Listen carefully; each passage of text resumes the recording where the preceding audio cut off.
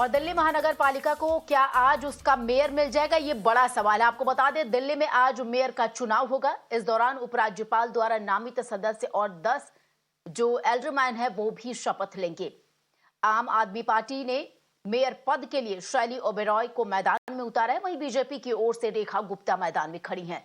इस बीच कांग्रेस ने मेयर और स्थायी समिति के चुनाव में मतदान से दूर रहने का आह्वान किया है। आपको बता दें, इससे पहले महापौर के चुनाव के दिन भारी हंगामा हुआ था, जिसकी वजह से अभी तक मेयर का चुनाव नहीं हो सका है। Hopefully, because if you read, it says the oath of the elected members and oath of the nominated members. First they mention elected members, second they mention nominated members.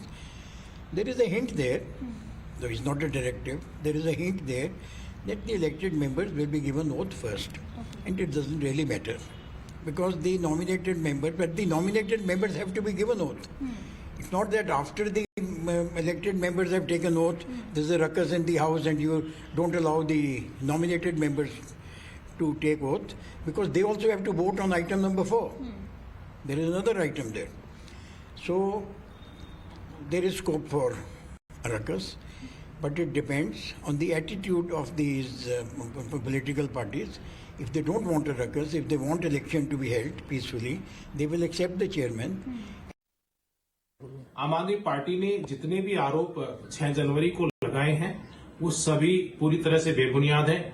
मैं आम आदमी पार्टी के सभी नेताओं से, चुने हुए पार्षदों से कहना चाहता हूं कि लोकतंत्र का सम्मान करें और पीठासीन अधिकारी को जो उनका कार्य उसको करने दें। ये कहीं भी किसी भी किताब में, कानून में नहीं लिखा है कि एल्डरमैन को बाद में ओथ करानी या पहले करानी। ये पीठासीन अधिकारी का विवेक का, उनका अपना अधिकार होता है। चाहे जिसको जब चाहे ओथ करा सकते हैं, शपथ करा सकते हैं।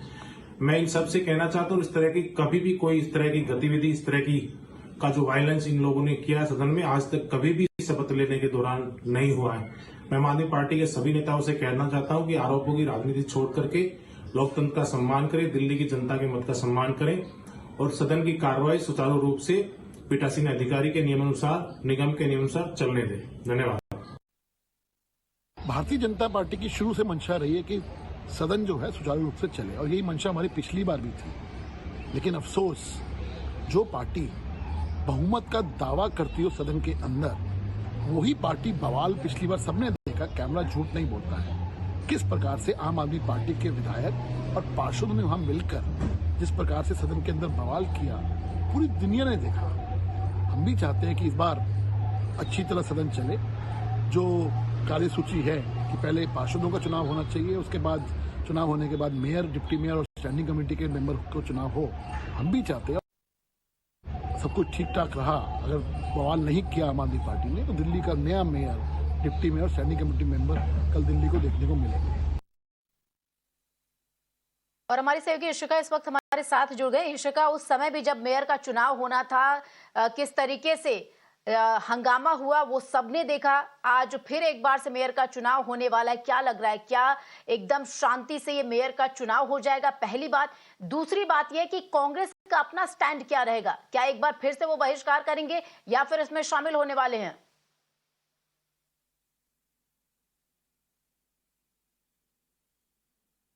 जी बिल्कुल, आज हम देख रहे हैं कि आज दोबारा हाउस को समन किया गया है, क्योंकि पिछली बार हाउस में इतना हंगामा हुआ था कि पिछली बार दिल्ली को उनका मेयर नहीं मिल पाया था। वही अगर हम बात करें तो पिछली बार जो घमासान हुआ था आम आदमी पार्टी और बीजेपी के पार्षदों के बीच में, वो इसी इश्यू पर हुआ था कि एल्डरमैन को ओथ पहले दी गई थी इलेक्टेड मेंबर्स से। और आज अगर हम बात करें तो जो स्केड्यूल निकला है उसके हिसाब से लिस्ट ऑफ बिजनेस में पहले दोबारा एल्डरमैन को ही ओथ दी जाएगी। तो ज़रूर ऐसा संभव है कि वापस से वो घमासान हो, लेकिन अभी तक हम जितना देख रहे हैं वो आम आदमी पार्टी यही बार बार ये एलिगेशंस लगा रही है बीजेपी के ऊपर कि बीजेपी अलग अलग हथकंडे अपना रही है ताकि मेयर का इलेक्शन जो है वो टल जाए।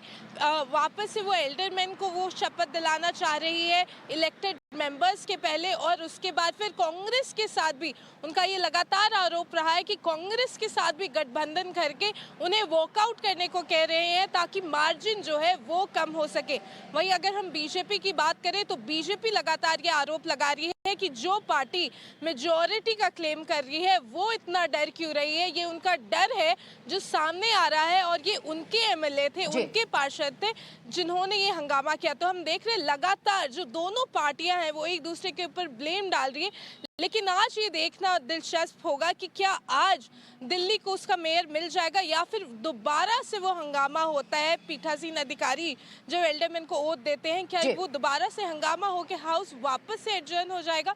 तो ये एक चीज होगी जिसपे हमारी भी नजर रहेगी। जी बिल्कुल जी बिल्कुल इशिका, सबसे बड़ा सवाल आज का फिर से एक बार वही है। फिलहाल आपका बहुत बहुत शुक्रिया इन तमाम जानकारी के लिए। और दर्शकों को बता दें कि टाइम्स नेटवर्क के पुलकित ने बीजेपी मेयर प्रत्याशी रेखा गुप्ता से बातचीत की। क्या कुछ कहना उनका, सुनिए। पिछली बार का सीन आपको याद होगा कि किस तरीके से सदन के अंदर हंगामा हुआ था। इस बार भी हंगामा होगा क्या? देखिए, मैं अपेक्षा तो यही करती हूँ आम आदमी पार्टी के नेताओं से कि कोई कारण ही नहीं है किसी प्रकार के हंगामे का। उनको दिल्ली के हित में जो हम 250 पार्षद हैं, जो 10 एल्डरमैन हैं, उनकी शपथ को होने देना चाहिए शांतिपूर्वक। उनमें उसमें किसी बात का ऑब्जेक्शन ही नहीं है। शपथ हो, पहले एल्डरमैन शपथ लेंगे कि मनोनीत एल्डरमैन शपथ लेंगे या पार्षद शपथ लेंगे जो चुन के आए? ये प्रिजाइडिंग ऑफिसर जो है उसका प्रेरोगेटिव है, वो किसको कहते हैं। और मुझे लगता है कि नॉर्मली तो जहां से कार्रवाई छूटी थी पिछले हाउस में वहीं से शुरू होगी। यानी कि पिछले हाउस में क्या हुआ था कि 4 लोगों ने, जो एल्डरमैन है, उन्होंने शपथ ले ली थी, यानी कि वहीं से कार्रवाई शुरू होती है, तो फिर हंगामा भी होगा।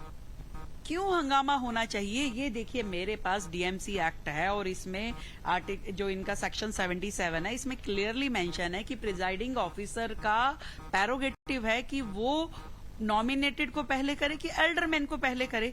यदि एल्डरमैन पहले शपथ ले रहे हैं तो इसमें कोई ऑब्जेक्शन वाली बात नहीं। अल्टीमेटली तो वो जायज है, वो लेना ही है उनको शपथ। तो पहले ये होना चाहिए, मतलब आप सत्ता में हैं तो इसलिए मैं पहले ये होगा और पहले वो होगा। प्रिजाइडिंग ऑफिसर संविधानिक पोस्ट है, उसने अगर तय किया है कि जी पहले ये 10 को दिला के एक तरफ करते हैं और फिर 250 की होती है, तो क्या दिक्कत है इसमें? आम आदमी पार्टी इसी को लेकर तो आरोप लगा रही है कि ये चाहते हैं, यानी कि वो उनका इशारा आपकी तरफ है, बीजेपी की तरफ है कि पहले शपथ लेने से आप उन 10 एल्डरमैन के जरिए मेयर चुनावों में असर डालेंगे। नहीं, अगर 250 के तुरंत बाद भी उन 10 की शपथ होगी तो वो लेने नहीं देंगे क्या? और एक बड़ी खबर का रुख कर लेते हैं इस बीच।